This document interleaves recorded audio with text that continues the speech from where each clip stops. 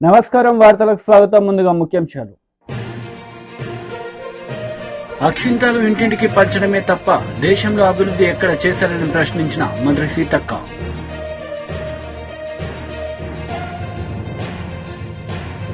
బనగానపల్లి నియోజకవర్గానికి గాను TDP MLA అభ్యర్థిగా బీసీ జనార్దన్ రెడ్డి శనివారం నాడు నామినేషన్ దాఖలు. రాబోయేది టీడీపీ ప్రభుత్వమే అని ధీమా వ్యక్తం. అక్షంతాలు ఇంటింటికి పంచడమే తప్ప దేశంలో అభివృద్ధి ఎక్కడ చేశారని పంచాయతీరాజ్ శాఖ మంత్రి సీతక్క ప్రశ్నించారు. కాంగ్రెస్ ఆదిలాబాద్ పార్లమెంట్ అభ్యర్థి ఆత్రం సుగుణ గెలుపు కోసం ఎన్నికల ప్రచారంలో భాగంగా శనివారం మంచిర్యాల జిల్లా జన్నారం మండలం రాంపూర్, తిమ్మాపూర్, తపాలపూర్ గ్రామాలలో ఖానాపూర్ ఎమ్మెల్యే భోజు పటేల్ తో కలిసి ఎన్నికల ప్రచారం నిర్వహించారు. అక్షంతలు ఇంటింటికి పంచడమే తప్ప దేశంలో అభివృద్ధి ఎక్కడా చూశారని పంచాయతీరాజ్ శాఖ మంత్రి సీతక్క ప్రశ్నించారు. కాంగ్రెస్ ఆదిలాబాద్ పార్లమెంట్ అభ్యర్థి ఆత్రం సుగుణ గెలుపు కోసం ఎన్నికల ప్రచారంలో భాగంగా శనివారం మంచిర్యాల జిల్లా జన్నారం మండలం రాంపూర్, తిమ్మాపూర్, తపాలపూర్ గ్రామాల్లో ఖానాపూర్ ఎమ్మెల్యే భోజు పటేల్ తో కలిసి ఎన్నికల ప్రచారం నిర్వహించారు. ఉపాధి హామీ కూలీల వద్దకు వెళ్లి కాంగ్రెస్ పార్టీకి ఓటేసి ఆత్రం సుగుణను గెలిపించాలని కోరారు. ఈ సందర్భంగా మంత్రి మాట్లాడుతూ కాంగ్రెస్ ప్రభుత్వ సహాయంలోనే ఉపాధి పథకాన్ని ప్రారంభించడం జరిగిందన్నారు. వందలాది మంది నిరుపేదలకు ఉపాధి కల్పించడం జరిగిందన్నారు. ప్రస్తుత బీజేపీ ప్రభుత్వం ఉపాధి హామీ రోజులను 100 రోజుల నుంచి 40 రోజులకు తగ్గించిందని ఆరోపించారు.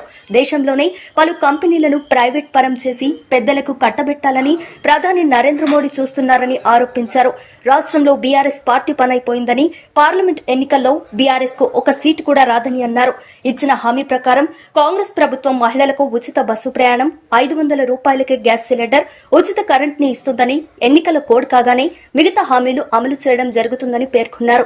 ముఖ్యమంత్రి రేవంత్ రెడ్డి భగవంతుని సాక్షిగా రుణమాఫీ గురించి ప్రకటన చేయడం జరిగిందని, ప్రజలు ఎవరి మాటలు వినకుండా అపోహలకు గురికాకుండా వచ్చే పార్లమెంటు ఎన్నికల్లో చేతిగుర్తుకు ఓటేసి మీ మండల బిడ్డ సుగుణను గెలిపించాలని కోరారు.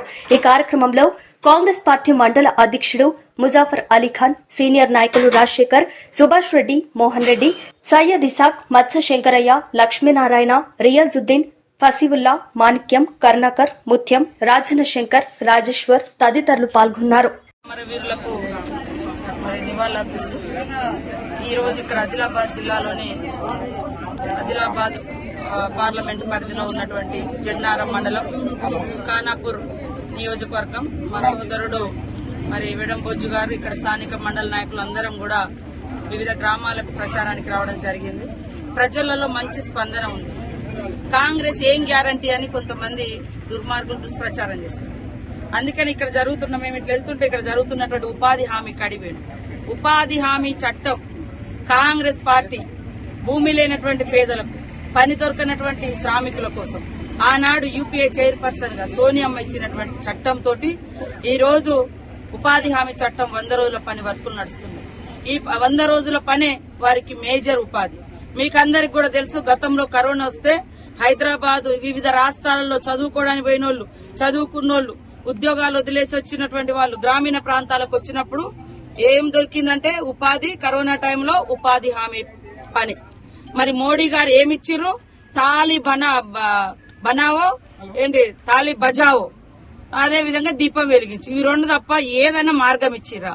కాబట్టి రాబోయే కాలంలో బీజేపీతో రాజ్యాంగానికి ఎంతైతే ప్రమాదం ఉందో పేదలు చేసుకున్నటువంటి పనులకు కూడా, ఉపాధి హామీ చట్టానికి కూడా తూట్లు పొడిచే విధంగా నిర్ణయం తీసుకోబోతున్నారు. దానిలో భాగంగా ఇప్పటి వరకు 100 రోజుల పనిని 40 రోజులకు తగ్గించిండ్రు. అలా పని వేతనాలు కూడా పెంచడం లేదు. మా రాహుల్ గాంధీ గారు ఆ రోజు ఏదైతే ఉపాధి హామీ చట్టం తీసుకొచ్చిండ్రో ఆ చట్టం ప్రకారం 100 రోజులకు 100 రోజులు పని కల్పిస్తూ ప్రతిరోజు 400 కూలీ 100 రోజుల పని కూలీలకు ఇవ్వడం జరుగుతుంది. కాబట్టి దయచేసి రాష్ట్రంలో ఉన్నటువంటి ప్రజలందరూ కూడా ఆలోచించండి. ఇవాళ జరుగుతున్నటువంటి ఎన్నికలు ఒక 2 పార్టీల మధ్యనో 2 వ్యక్తుల మధ్యనో కాదు. ఈ దేశ ప్రజల కోసం త్యాగం చేసినటువంటి ఒక గాంధీ సిద్ధాంతంతో రాహుల్ గాంధీ ప్రజల కోసం, ప్రజల హక్కుల కోసం, పేదలకు మంచి జీవన ప్రమాణాలు ఎదుగుదల కోసం ఆయన కృషి చేస్తున్నాడు. మోడీ గారు కేవలం ఆనాడు కాంగ్రెస్ ఇచ్చినటువంటి అన్ని అసెట్స్, గవర్నమెంట్ అసెట్స్ అన్ని కూడా ఆస్తినంతా కూడా ప్రైవేటు వ్యక్తులకు, దోస్తులకు దోచిపెట్టి రాబోయే కాలంలో మన దేశంలోనే మనం పరాయి వారిగా బతికేటువంటి పరిస్థితి. బ్రిటిష్ వాడు వచ్చేటప్పుడు ఎట్లుండే వ్యాపారం పేరుతో వచ్చారు. ఇప్పుడు కూడా బీజేపీ ప్రభుత్వం వ్యాపారుల చేతుల్లో ఉంది తప్ప పేద ప్రజల చేతుల్లో లేదు, రైతుల చేతుల్లో లేదు, నిరుద్యోగుల చేతుల్లో లేదు. కాబట్టి మోడీ వచ్చినాక దేశంలో నిరుద్యోగం పెరిగింది. ప్రతి సంవత్సరం 2 కోట్ల ఉద్యోగాలు అన్నాడు, 200 ఉద్యోగాలు కూడా మన ప్రాంతాలకు రాలే. కాబట్టి ఇవన్నీ దృష్టిలో పెట్టుకుని ఒక పేదింటి బిడ్డ, ఒక ఆదివాసీ బిడ్డ, మరి ఇదే ప్రాంతం ఈ జెన్నూరు మండలం నుంచి వచ్చినటువంటి బిడ్డ, సామాన్యురాలు, సాదాసీదా ఒక జీవీవికే టీచర్, ఒక గిరిజన విద్యా వికాస కేంద్రంలో పనిచేసేటువంటి టీచర్ కు కాంగ్రెస్ పార్టీ గుర్తించి రేవంత్ రెడ్డి గారు, అదే విధంగా రాహుల్ గాంధీ గారు, ఖర్గే గారు, సోనియమ్మ గుర్తించి టికెట్ ఇవ్వడం జరిగింది. దయచేసి ఆమెను గెలిపించి 75 సంవత్సరాల తర్వాత మొదటిసారి ఒక మహిళ పార్లమెంట్ లో ఇక్కడ పార్లమెంట్ అభ్యర్థిగా నిలబడ్డది. కాబట్టి ఒక అవకాశం ఇవ్వండి ఈ సందర్భంగా కోరుతాం. నంద్యాల జిల్లా పరిధిలోని బనగానపల్లి నియోజకవర్గానికి గాను టీడీపీ ఎమ్మెల్యే అభ్యర్థిగా బీసీ జనార్దన్ రెడ్డి శనివారం నాడు నామినేషన్ దాఖలు చేశారు. అనంతరం మీడియాతో మాట్లాడారు. తెలుగుదేశం పార్టీ కార్యకర్తలు, నియోజకవర్గ ప్రజల ఆశీర్వాదం ఉంటుందని చెప్పి కోరుకొని సుముహూర్తంలో నామినేషన్ వేశాము. ఏదైతే తెలుగుదేశం పార్టీ ఆశయాల మేరకు తెలుగుదేశం పార్టీ ఈరోజు సంక్షేమ పథకాలు కానీ, అదేవిధంగా వైఎస్ఆర్ పార్టీ వ్యతిరేక విధానాలు ప్రజల్లో బలమైన ఉంది. 5 సంవత్సరాలు అధికారం ఇచ్చిన తర్వాత కూడా వైఎస్ఆర్ ప్రభుత్వం అన్ని వర్గాల ప్రజలను మోసం చేయడం జరిగింది.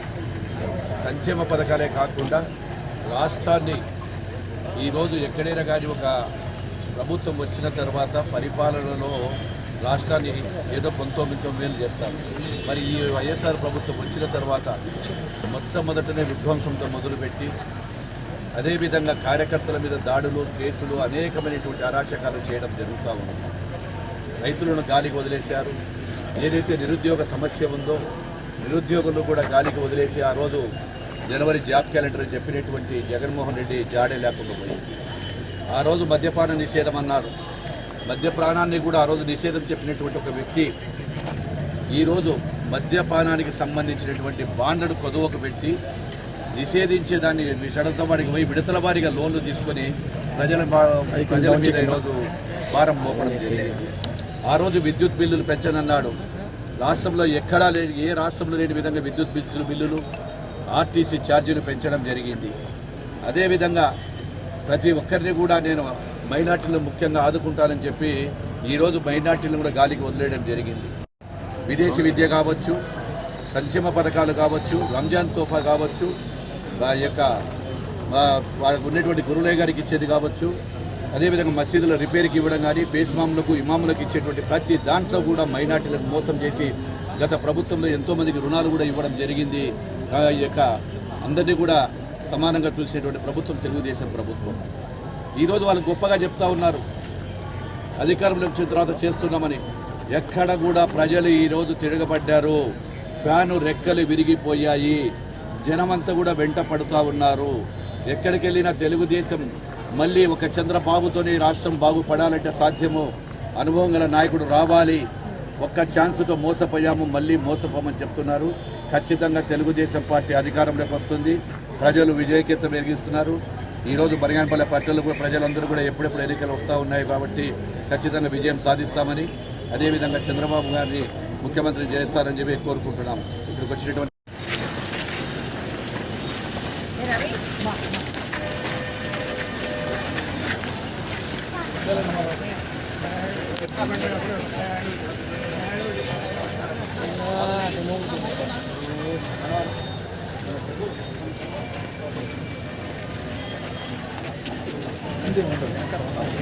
వైఎస్ షర్మిల ప్రెస్ మీట్ నిర్వహించారు. ఈ సందర్భంగా పలు అంశాలపై ఆమె మాట్లాడారు.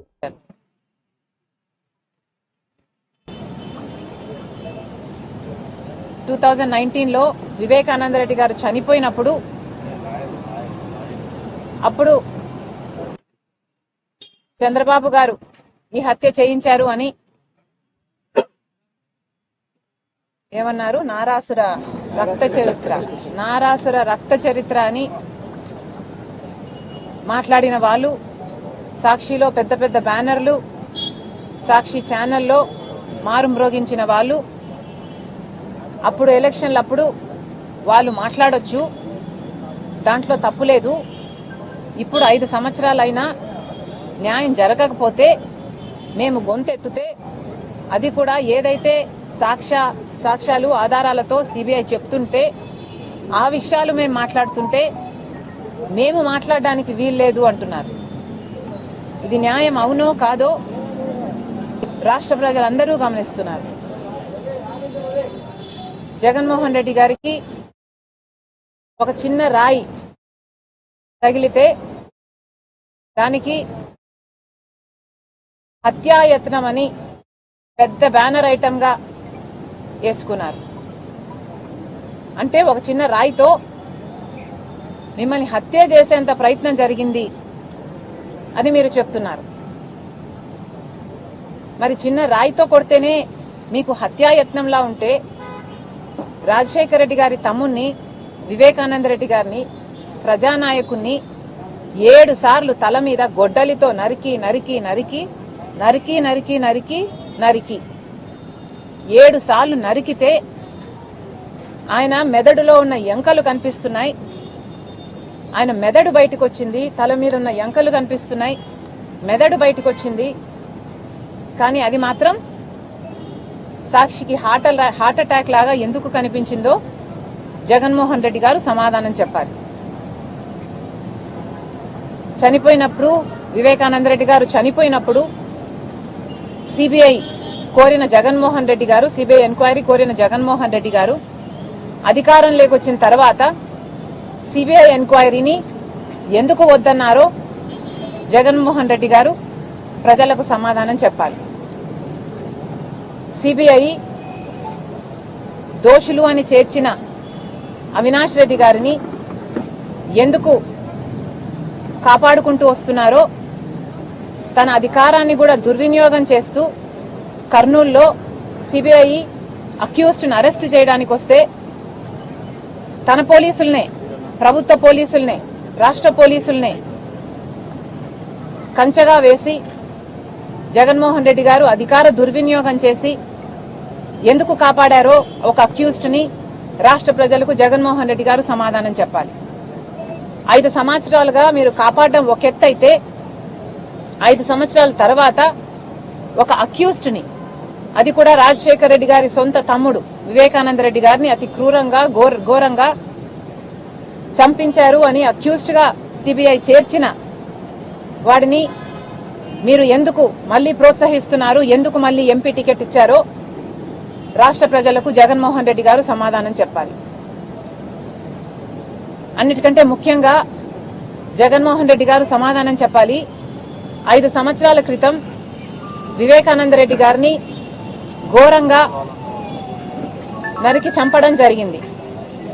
చంపిన వాళ్ళు వీళ్ళు, చంపించిన వాళ్ళు వీళ్ళు అని సిబిఐ ఛార్జ్ షీట్ లో స్పష్టంగా వాళ్ళ పేర్లతో సహా చేర్చి చెప్పడం జరిగింది. ఇవన్నీ సరిపోవన్నట్టు వివేకానంద రెడ్డి గారిని ఒకసారి చంపించడం సరిపోదు అన్నట్టు ఎన్నిసార్లు వివేకానంద రెడ్డి వ్యక్తిత్వాన్ని మీరు మళ్లీ ఇంకెన్నిసార్లు చంపుతారో ప్రజలకు సమాధానం చెప్పాలి. ఒకసారి గొడ్డలితో నరికి ఎంత ఘోరంగా చంపారో రాష్ట్రమంతా చూసింది. ఆ తర్వాత గత 5 సంవత్సరాలుగా కనీసం ఒక 500 సార్లు వివేకానంద రెడ్డి గారిని, ఆయన వ్యక్తిత్వాన్ని మీరు మళ్లీ కూనీ చేశారు.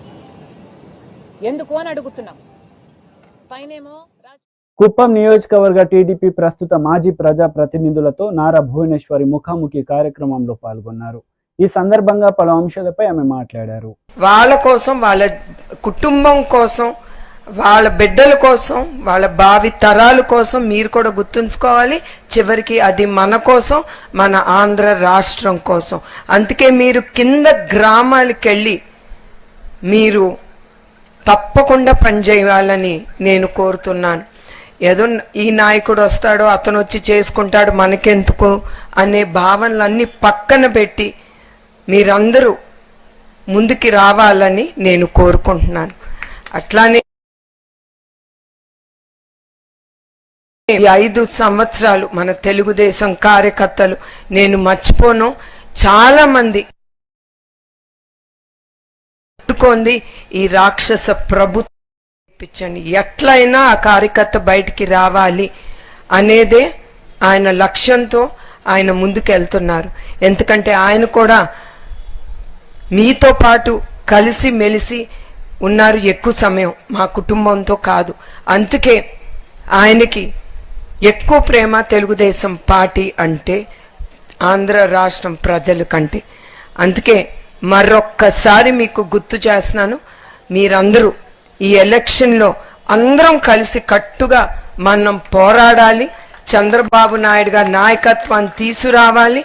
ఆయన గుర్తుంచుకోండి, ఆయన సీఎం కుర్చీలో కూర్చోవాలి, మన కుప్పానికి అభివృద్ధి చెందాలి అనేదే మన జీవిత లక్ష్యంగా పెట్టుకుని మనం 1,00,000 మెజారిటీ ఓటుతో ప్రతి ఒక్కరు ప్రతి జిల్లాల్లో ప్రతి గ్రామ స్థాయిలో చివరికి బూత్ వరకు కూడా మీరు చాలా జాగ్రత్తగా ఉండాలి.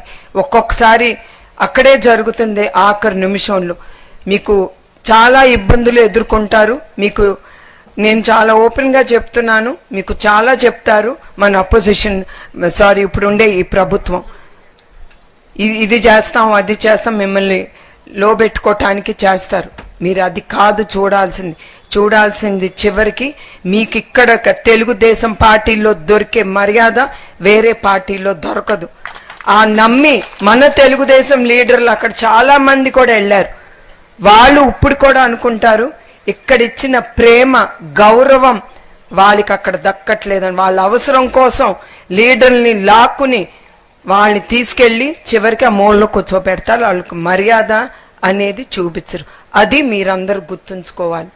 చివరికి నేను కోరేది ఏంటంటే మనందరం ప్రతి ఒక్కళ్ళం తెలుగుదేశం కార్యకర్తలు బిడ్డలు అందరం అన్ని అభిప్రాయాలు భిన్న అభిప్రాయాలు అన్ని పెట్టుకుని పక్కన పెట్టేసి మనందరం చెయ్యి కలిపి మనం ముందుకెళ్ళాలి. మన తెలుగుదేశం జెండా పైన రెప్పరెపరాడాలి అని మనందరం కోరుకుని మనందరం ముందుకెళ్ళాలని మిమ్మల్ని అందరినీ నేను కోరుతున్నాను.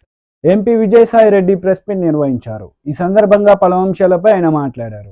మేము భావిస్తా ఉన్నాం, ఒక రాజకీయ పార్టీలో ఒక జిల్లా అధ్యక్షుడంటే 13 జిల్లాల్లో 13 మంది అధ్యక్షుల్లో ఒకరనంటే పార్టీలోనే ముఖ్యమైనటువంటి నాయకుల్లో 13 మందిలో ఒక నాయకుడు. అటువంటి వ్యక్తి ఒక రాజకీయ పార్టీని వదిలి మన పార్టీకి వచ్చారు అని అంటే ఆ పార్టీ ఎంత బలహీనమైంది, మన పార్టీ ఎంత బలపడింది అన్నటువంటిది చాలా స్పష్టంగా తెలుస్తూ ఉంది. ఆయన్ని పార్టీలో స్వాగతిస్తున్నాం. మేమందరం కూడా కలిసికట్టుగా తిరిగి జగన్మోహన్ రెడ్డి గారిని ముఖ్యమంత్రిని చేసుకోవాలి, మా పార్టీని అధికారంలోకి తెచ్చుకోవాలి, మా యొక్క లక్ష్యం 175కు 175 సాధించాలి, 25కు 25 సాధించాలన్న దిశలో మేము ప్రయాణిస్తామని ఈ సందర్భంగా తెలియజేసుకుంటా ఉన్నా.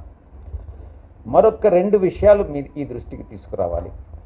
అనైతికమైనటువంటి రాజకీయాలు, అవినీతి రాజకీయాలు, ఈ రెండిటి గురించి ఒక్క 2 నిమిషాలు చెప్పి ముగిస్తాను. వేమిరెడ్డి ప్రభాకర్ రెడ్డి గారు 1000 కోట్లు ఖర్చు పెడతారట. పొంగూరు నారాయణ గారు 500 కోట్లు ఖర్చు పెడతారట. ఇక విదేశాల నుంచి వచ్చి ఇక్కడ పోటీ చేసేటటువంటి ఎన్ఆర్ఐలు తెలుగుదేశం పార్టీ మీద, మిగతా ధనవంతులు పెత్తందారులందరూ కూడా ఇక్కడ పోటీ చేస్తున్నటువంటి నేపథ్యంలో నెల్లూరు జిల్లా గతంలో ఎన్నడూ లేనటువంటి రాజకీయ పరిపక్వత చెందినటువంటి ఈ యొక్క జిల్లాలో ఈ యొక్క డబ్బుతో కూడినటువంటి రాజకీయాలను తీసుకొచ్చినటువంటి ఘనత ఈనాటి నెల్లూరు నాయకులకు, ఇంపోర్టెడ్ లీడర్స్కి, తెలుగుదేశం పార్టీ అధినాయకుడు చంద్రబాబు నాయుడికి దక్కుతుంది. ఇది ప్రజలందరూ కూడా గమనిస్తూ ఉన్నారు. ఇక రెండవ విషయం, ఇక్కడ ఈరోజు పోటీ చేసేటటువంటి వేమిరెడ్డి ప్రభాకర్ రెడ్డి గారు కానీ, ఆనం రామనారాయణ రెడ్డి గారు కానీ, కోటంరెడ్డి శ్రీధర్ రెడ్డి గారు కానీ, మిగతా చాలామంది కృష్ణారెడ్డి కానీ, ప్రశాంత్ రెడ్డి కానీ, సురేష్ కానీ, వీళ్ళందరూ కూడా ఇంపోర్టెడ్ లీడర్సే. ఎవ్వరూ కూడా మొట్టమొదటి నుంచి తెలుగుదేశం పార్టీలో ఉన్నటువంటి నాయకులు కాదు అన్నటువంటి విషయాన్ని గమనించాలి. ఇక రెండో విషయం, నిన్న మొత్తం ఒక 40 మంది వాలంటీర్ల చేత రిజైన్ చేయించి రాజీనామా చేయించి వాళ్ళని తెలుగుదేశం పార్టీలో చేర్చుకొని వాళ్ళకి మేము నారాయణ గ్రూప్ విద్యా సంస్థల్లో అంటే విద్యను వ్యాపారంగా పరిగణించి చేసేటటువంటి కోట్లు ఆర్జించి జలగల్లాగా తల్లిదండ్రులను పీడించేటటువంటి నారాయణ అనేటటువంటి వ్యక్తి స్థాపించినటువంటి ఈ యొక్క సంస్థల్లో ఉద్యోగం కల్పిస్తామని ఈ 40 మందికి ఆశ చూపించి తీసుకున్నటువంటి వాళ్ళు ఈరోజు మా పార్టీలో తిరిగి పునఃప్రవేశం చేయడం జరిగింది. అంటే నేను ఒక్కటే చెప్తా ఉన్నా, ఎవరికి ఎంత డబ్బు, ఎందుకనంటే వీళ్ళందరూ పెత్తందారులు, డబ్బున్నటువంటి వాళ్ళు, సూపర్ రిచ్ అయినటువంటి నాయకులు, ఎంత డబ్బు ఇచ్చినా తీసుకోండి, ఓటు మాత్రం వైఎస్ఆర్సీపీకి వేయండి అని ఈ సందర్భంగా నేను మనవి చేసుకుంటా ఉన్నా. ఆ వాలంటీర్లందరూ ఈరోజు తిరిగి మా పార్టీలోకి వచ్చారు. అంటే వాళ్ళ మనసంతా కూడా వైఎస్ఆర్సీపీ మీదనే ఉంది. వారి నిజమైనటువంటి అభిమాన నాయకుడు వైఎస్ఆర్సీపీ అధినేత జగన్మోహన్ రెడ్డి గారే. కాబట్టి ఈ యొక్క పార్టీని ఎవ్వరూ, పార్టీలో ఉన్నటువంటి వాళ్ళని ఎవ్వరూ కదిలించలేరు, డబ్బుతో కొనలేరు అన్నటువంటి విషయాన్ని నేను స్పష్టంగా చెప్తా ఉన్నా. ఆఖరి అంశం, నారాయణ గారు, వేమిరెడ్డి ప్రభాకర్ రెడ్డి గారు, చంద్రబాబు నాయుడు గారు, మిమ్మల్ని ఒక ప్రశ్నిస్తున్నా. మీరు బీజేపీ మతతత్వ పార్టీ అయినటువంటి బీజేపీతో జతగట్టారు. మేము ఏ రోజు ఏ పార్టీతో కూడా పొత్తు పెట్టుకోలే, పొత్తు పెట్టుకోము కూడానని మేము గతంలో చెప్పాం, ఇప్పుడు చెప్తున్నాం, భవిష్యత్తులో కూడా ఏ పార్టీతో పొత్తు పెట్టుకోము. రాష్ట్ర ప్రభుత్వ ప్రయోజనాల కోసం కేంద్ర ప్రభుత్వాన్ని బలపరిచామే కానీ మేము. వైసీపీ మహిళా నేత వాసిరెడ్డి పద్మ మీడియా సమావేశం నిర్వహించారు. ఈ సందర్భంగా పలు అంశాలపై ఆమె మాట్లాడారు. సరిపోక ఎదురు నిలబడలేక పారిపోతూ చివరికి రాళ్లు రువ్వడం, మారణాయుధాలతో దాడులు చేయడం, బైకులతోటి గుద్ది చంపడం, ఇట్లాంటి అనేక రౌడీ రాజకీయాలకి పాల్పడుతున్నారు అనేటటువంటిది కనపడుతోంది. నిన్న చంద్రబాబు నాయుడు గారు ఆలూరు సభలో మాట్లాడుతూ ఏమంటారండి, ఈ 5 ఏళ్లలో రాష్ట్రం సర్వనాశనమైందట. చంద్రబాబు, మీకు అసలు అభివృద్ధి చేయడం అంటే ఏంటో తెలుసా? మీకు అసలు పరిపాలన అంటే చేయడం అంటే ఏంటో తెలుసా? ఈరోజు ప్రజలు అడుగుతున్నటువంటి మాట ఇది. మీకు పాలన చేతనైతే మీరు ఇంటింటికి ఎందుకు సంక్షేమ పథకాలని గడప దగ్గరికి ఎందుకు అందించలేకపోయారు? వాలంటరీ వ్యవస్థ లాంటి గొప్ప ఆలోచన మీరు ఎందుకు చేయలేకపోయారు? సచివాలయ వ్యవస్థ లాంటివి ఈ రోజున గ్రామ పరిపాలన, గ్రామం దగ్గరికి తీసుకొచ్చినటువంటి పరిపాలన తీసుకొచ్చినటువంటి వ్యవస్థల్ని మీరు ఎందుకు ఆలోచించలేకపోయారు? మీకు అసలు పాలన చేతనైతే ఎందుకు ఈ రోజున పోర్టుల్ని డెవలప్ చేయలేకపోయారు? ఎందుకు ఈ రోజున ప్రభుత్వ ఆసుపత్రులను కట్టలేకపోయారు? ఎందుకు ఈ రోజున ప్రభుత్వ స్కూళ్లని ఆధునీకరించలేకపోయారు? మంచి విద్యను పేదలకు అందించలేకపోయారు? ఏ రకంగా చూసుకున్నా మీరు నిండు సున్నా. అందుకనే ఇవాళ కూడా మీరు 2014లో నా పాలన ఎలా ఉందో చూసి ఓటేయండి అని అడగలేకపోతున్నారు చంద్రబాబు. 2014లో తన పాలన ఏంటో చూసి ఓటేయమని అడగలేకపోతున్నారు. భవిష్యత్తులో నేను చేస్తాను అని చెప్పలేకపోతున్నారు. మైకు తీసుకుంటే జగన్మోహన్ రెడ్డి గారిని తిట్టడం తప్ప మరొక ఎజెండా లేదు. జగన్మోహన్ రెడ్డి గారిని ఆయన పరివారము, ఎల్లో మీడియా ఒక పెద్ద బ్రహ్మాండమైనటువంటి ఒక చిత్రాలతోటి, అభూత కల్పనలతోటి జగన్మోహన్ రెడ్డి గారిని ఒక బూచిగా చూపించేటటువంటి ప్రయత్నం చూస్తే రాష్ట్ర ప్రజలకు నవ్వొస్తోంది. మీ ఎజెండా ఏమిటి అంటే జగన్మోహన్ రెడ్డి గారు ఒక బూచి, జగన్మోహన్ రెడ్డి గారికి సంబంధించినటువంటి ఒక క్రూరత్వాన్ని మీరు ఏదో చెప్పాలనేటటువంటి ఒక తాపత్రయం, పిచ్చి ప్రయత్నాలు ఈ రోజు ప్రజల ముందు మీ డొల్లతనం ఏంటో చెప్తూ ఉన్నాయి. ఎవరైనా పార్టీ పెడితే, ఎవరైనా ఎన్నికల్లో అధికారంలోకి రావాలనేటటువంటి వాళ్ళు మాట్లాడితే మేము అధికారంలోకి వస్తే ఇది చేస్తామనేటటువంటి ఎజెండా మాట్లాడతారు. కానీ ఈ రోజు చంద్రబాబు గాని, కూటమి నేతలు గాని, పవన్ కళ్యాణ్ గాని, మరొకళ్ళు బీజేపీ నేతలు గాని ఎవరు ఈ రోజున ప్రజల ముందుకు వచ్చినా కూడా జగన్మోహన్ రెడ్డి గారిని తిట్టడం తప్ప ఇంకొక ఎజెండా లేదు. ఇంకా మాట్లాడితే చంద్రబాబు నాయుడు గారు ఏం చెప్తున్నారు? నన్ను చూసి కాదు కూటమి చూసి ఓట్లేయండి అంటున్నాడు. 2014లో తన పాలన చూడొద్దంట. అదేవిధంగా చంద్రబాబు నాయుడు గారి అభివృద్ధి ఏమిటో, ఆయన పాలన దక్షత ఏంటో అవేమీ చూడొద్దంట. కూటమిని చూసి ఓటేయాలంట. ప్రశాంత వాతావరణంలో పార్లమెంట్ ఎన్నికలు జరిగేలా పకడ్బందీ ఏర్పాట్లు చేస్తున్నామని కరీంనగర్ జిల్లా ఎన్నికల అధికారి జిల్లా కలెక్టర్ పపెల్లా సత్పతి వెల్లడించారు. 3rd మే నాడు హోమ్ ఓటింగ్ ఫెసిలిటీ వాళ్ళ ఇంటికి పోయి పోలింగ్ పర్సనల్ టీం ఏర్పాటు చేసి వాళ్ళ ఇంటికి పోయి ఓట్ వేసుకోవడం జరుగుతుంది.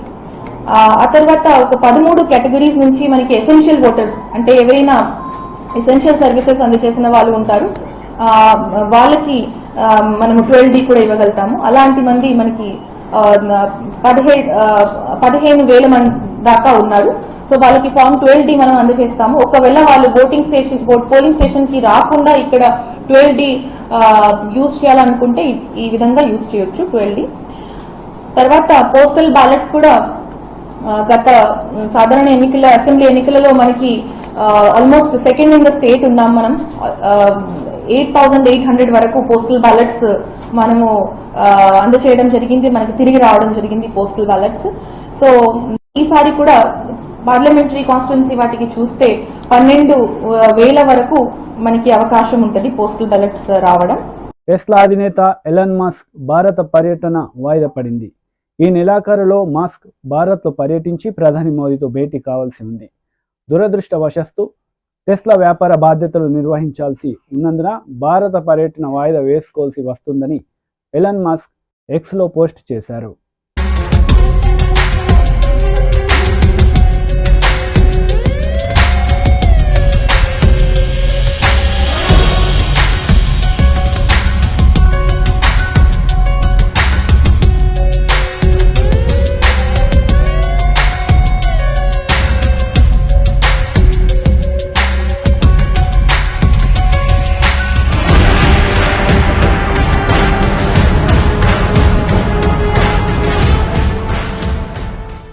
వార్తలు ముగించే ముందు ముఖ్యాంశాలు మరోసారి. అక్షింతలు ఇంటింటికి పంచడమే తప్ప దేశంలో అభివృద్ధి ఎక్కడ చేశారని ప్రశ్నించిన మంత్రి సీతక్క.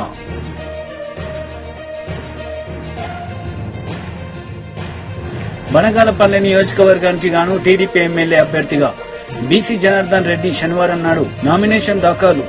రాబోయేది టీడీపీ ప్రభుత్వమే అని ధీమా వ్యక్తం. ఈ వార్తలు ఇంతటితో సమాప్తం. తిరిగి ప్రసారమయ్యే వార్తల్లో మళ్ళీ కలుద్దాం. అంతవరకు సెలవు. నమస్తే.